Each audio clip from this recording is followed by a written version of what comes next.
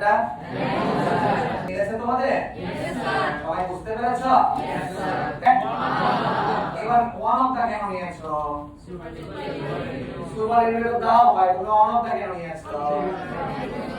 কারণ এখানে গুরুত্বপূর্ণ বুঝছো, একটা সিঙ্গুলার আর একটা কি বলতো ক্লিয়ার আন্ডারস্ট্যান্ডিং।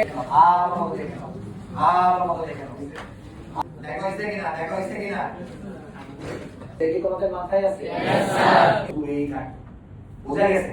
এবং সবচেয়ে বড় ডেঞ্জারাস জিনিস এগুলো অ্যাফার্মেটিভ নেগেটিভের মধ্যেও আসে। কেমনে আসে আমরা আজকে প্রমাণ করব। আরেকটা জিনিস তোমরা শুনেছো, as soon as এর কথা মনে আছে? Yes sir. no sooner had এর কথা মনে আছে? Yes sir. one of the সবাই এই চারটা কি লেখা আছে?